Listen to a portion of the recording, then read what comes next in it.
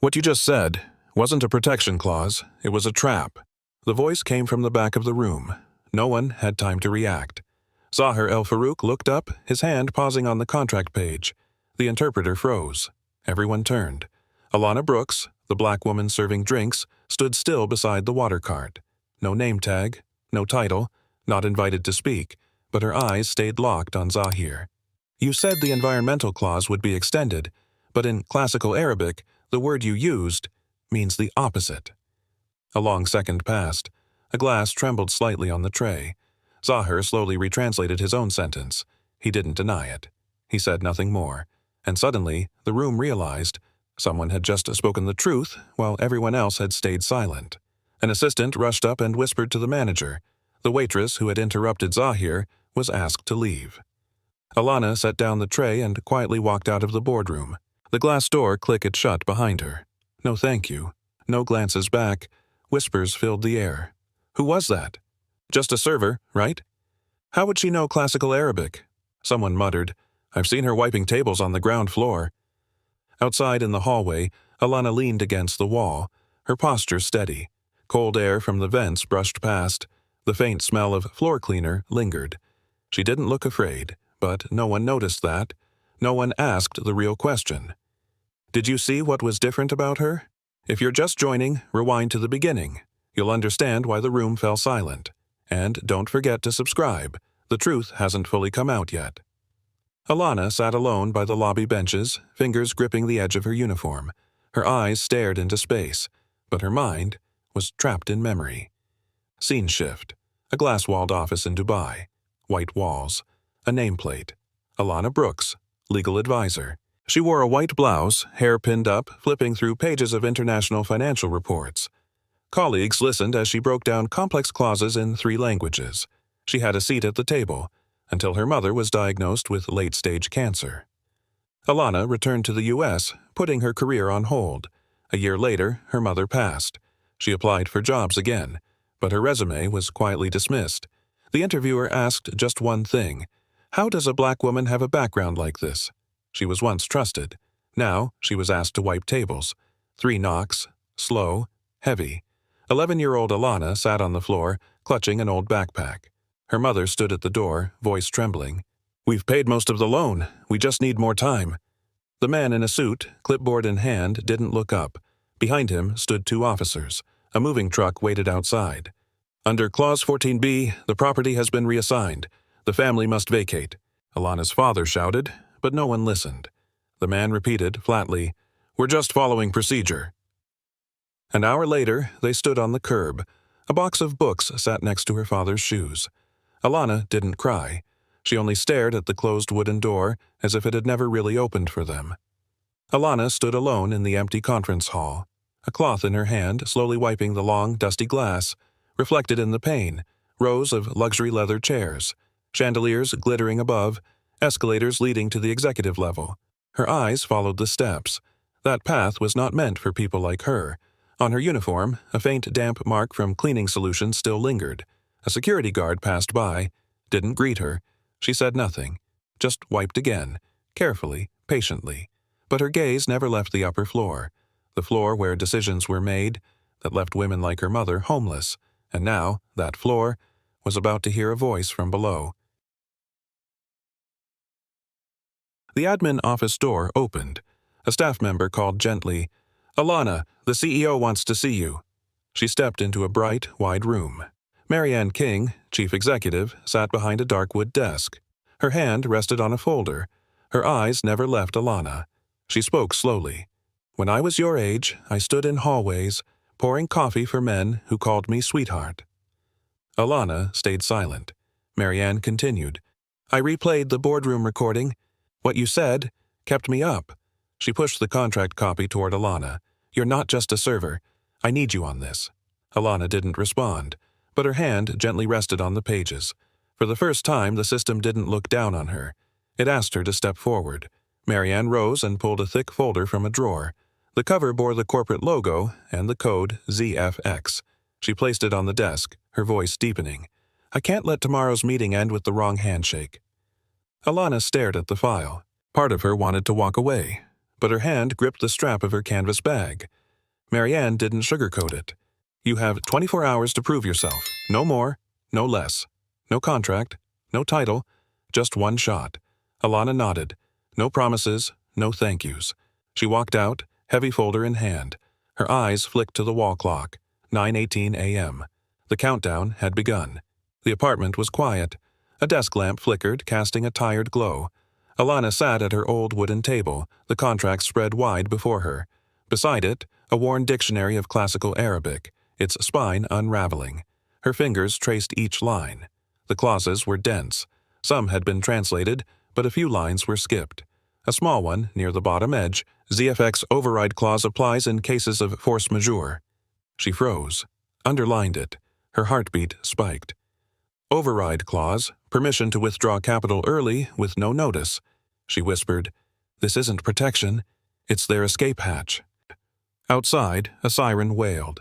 The apartment trembled, but Alana didn't move, her eyes locked on the truth.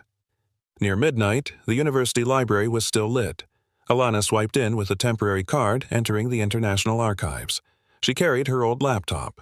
The charger buzzed. Tape held the cord together. The screen loaded the Gulf Trade database. She typed ZFX, override, Dubai contract 2005. No direct hits, just one blurry scan labeled 4.3.7. She opened the PDF.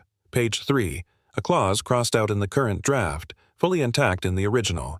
ZFX may be activated without board approval. She sat still. A chill ran down her spine. This wasn't a translation error. Someone had deleted it, on purpose, so no one else would ever read it. The late-night library echoed quietly. Fluorescent lights cast long shadows. Alana looked up and met the eyes of a young woman, 3 rows down. She walked over. "I saw you searching ZFX. I analyzed that contract 3 months ago." Her name was Amal Farad, a financial analyst from Palestine. Alana recognized her. Amal had once spoken in internal briefings, then vanished. "I'm not allowed access anymore," Amal said, half smiling. "They said I didn't meet legal standards, even though I wrote most of the report." Alana nodded. No questions needed. They both understood talent wasn't enough, when your skin and passport were seen as liabilities. This wasn't just a mistake, it was a system deciding who gets to speak and who doesn't. Amal opened her laptop and entered a code from the old contract. A cash flow chart appeared. 3 shell accounts, 1 environmental fund, and a final destination, Zurich. She zoomed in on the last line. $23 million transferred under support for wetland restoration. But that region never existed. Alana froze. She traced the transaction code. The company receiving the funds matched the one that sponsored last year's conference. All cloaked in sustainability language, no one noticed. "This is money laundering," Amal whispered, "sophisticated and clean." Alana noted every line. She knew this wouldn't be welcome in tomorrow's meeting.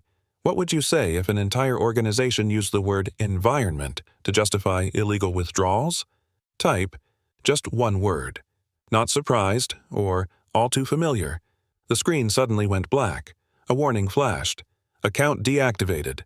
Unauthorized access to internal systems. Alana pushed back her chair. Her heartbeat quickened. Blocked by HR, clearly someone didn't want her digging further. She looked at Amal. Amal stayed calm, her fingers already on the keyboard. "I still have a way in. Not official, but it works." She entered a string of commands through the internal VPN, bypassing the firewall. The screen lit up again. The documents reappeared, line by line. No applause, no congratulations, just silence, and a clock still ticking. "You know what happens if we get caught, right?" Amal asked. "I do," Alana said, "but they're hiding more than we've found." Is truth worth risking your career? Comment yes or no. Every perspective deserves to be heard. The third-floor hallway was quiet. Alana had just stepped out of the print room when a low voice stopped her. Philip Warren. Gray suit, red tie, hands in pockets, eyes scanning her like she didn't belong. "You're reaching beyond your role, Ms. Brooks. People like you belong behind the service cart, not in corporate policy." Alana didn't flinch. She didn't look away. She wasn't rattled. She simply asked calmly, "What exactly do you mean by people like me, Mr. Warren?" He didn't respond. She continued, slower this time. If a black woman with honors, fluent in 3 languages, is still seen as just a server, maybe it's not me the company needs to review. Her words echoed down the corridor. Philip said nothing. For the first time, he turned and walked away. Marianne sat at her desk, eyes weary. Alana placed a slim folder on the table, copies of the original clause, the fund flow, and a list of 3 intermediary accounts. Marianne opened it, turning each page slowly. No one spoke for nearly a minute. Alana finally broke the silence. I know this might be dismissed as accidental, a mix-up, a coincidence. But if this is truly unintentional, then coincidence has become a dangerous excuse. Marianne looked up, removing her glasses. And if it's not, then someone's deceiving all of us under the banner of environmental protection. Marianne gave a quiet nod. She no longer asked which department Alana was from, no longer questioned who had given her access. For the first time, the gatekeeper started listening. The next morning, the board called an emergency meeting. An internal guest list was distributed. The last name printed clearly, Alana Brooks. The elevator doors opened. Alana stepped onto the executive floor, no longer in uniform. She wore a white blouse, navy blazer, hair tied neatly. In her hand, a file folder. No water tray. The receptionist looked up, about to speak, then stopped. Her ID badge had changed color. Internal clearance granted. She walked past the long table. Leather chairs turned toward her. A few faces recognized her, the woman who once wiped their desks. Now sitting at the very table meant for those who get heard. No one said a word. But the look in their eyes had shifted. Not because she changed her clothes, but because this time she was invited to sit. Alana stood, hand resting on the contract displayed on the screen. She spoke slowly, clearly, one word at a time. First, Clause 14b, originally required 2 board signatures, but that line was removed from the submitted version. A legal advisor took notes. Second, the term override was mistranslated as protection. That changes the entire nature of the agreement. Another head lifted, eyebrows furrowed. Alana flipped to the next page. And third, $23 million transferred to Zurich through an environmental fund that's never existed in any UN registry. The room fell silent. Zahir El-Farouk didn't object. He just gripped the armrest tighter. Alana scanned the room. The eyes that once doubted her, belittled her, were now silent. For the first time, they couldn't deny she knew more than they thought. Break time. People scattered, sipping coffee, whispering quietly. Alana stayed behind, checking her stored files. She typed, Zurich Override, the document that outlined the fund transfer timeline. No results. She tried again. The folder was empty. She checked the access log. Someone had entered the internal archive at 3:12 a.m., same time she and Amal had left the library. No name, just hidden administrator. One download, then a delete command, permanent. Alana sat still, heart pounding. This wasn't a system glitch. Someone had erased the trail. She didn't know who they were, yet, but she now knew one thing for sure. Someone out there was afraid of the truth coming out. Late at night. The small apartment hummed with the soft whir of a fan and the glow of her laptop screen. Alana reviewed her backup files. Her hand trembled slightly, but her eyes stayed focused. A faint sound echoed in the hallway. She peered through the blinds. A figure stood motionless outside her door. No knock, no movement. Just standing, as if waiting for her to open. Alana stepped back, gripping her phone. The emergency dial screen lit up. Her finger hovered over the call button, but didn't press. After a while, the figure turned away. No rush, no panic, just slow steps into the dark hallway, then gone. She exhaled. The door was still locked, but safety no longer felt real. She understood now. This wasn't about paperwork anymore. This was about lives, about who speaks up and who stays silent. A foggy morning. Old corner cafe. Alana sat quietly, fingers curled around her bag strap, eyes distant. An older man entered.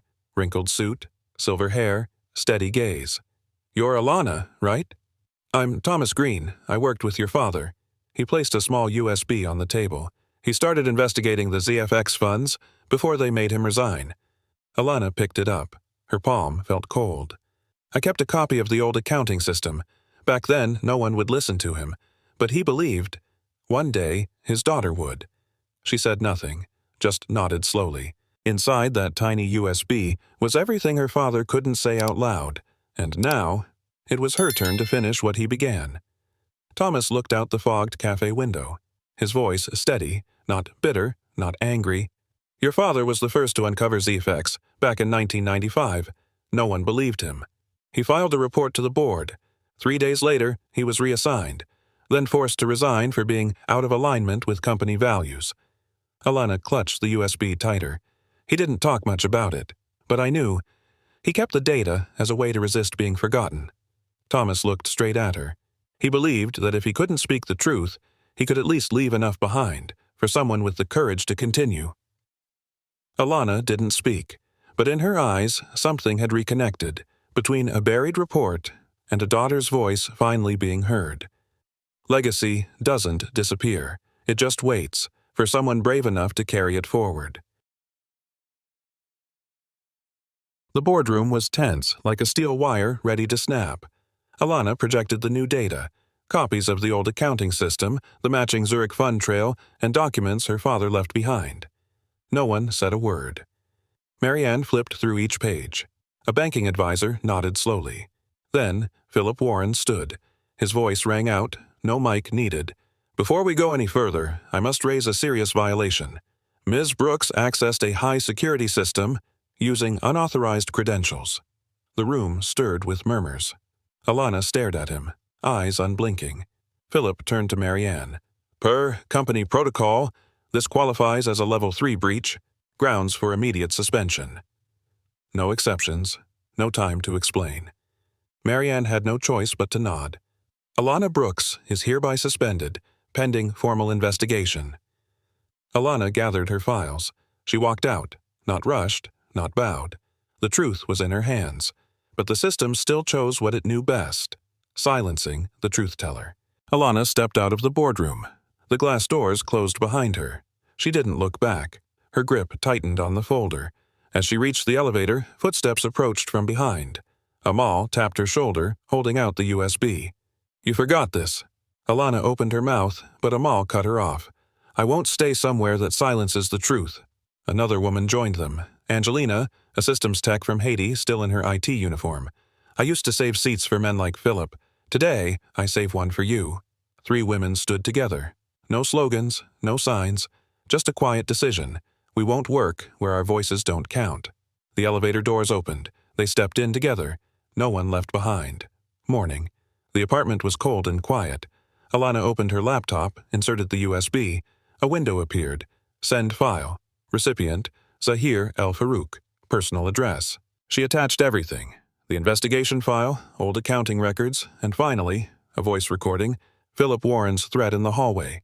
If you don't walk away, I'll handle this the way the system always handles people like you. Alana typed a short message. No justification, no anger. I'm not doing this to win. I'm doing it so people like my father are never silenced again. She hit send. The sent notification blinked, quiet as any other email. But this time, the recipient couldn't pretend it hadn't been read, because the truth had just arrived, at the desk of the man who had to choose. The boardroom was full. The air felt heavy, like before a storm. Zahir El-Farouk stepped up to the podium. No one knew what he would say. He opened the file, then looked straight at the board. After reviewing the full documentation, I hereby cancel the ZFX contract. A wave of murmurs rippled through the room, but he wasn't finished. I also call for an independent audit of all financial operations from the past 18 months. Douglas Kane, the chief financial advisor, stood abruptly, his face pale. The board secretary began issuing internal subpoenas. No one defended Douglas. No one dared. Zahir added, his voice calm but heavy. Transparency is no longer optional. It's mandatory. For the first time, power followed truth, not profit. Internal press briefing. Lights on the podium.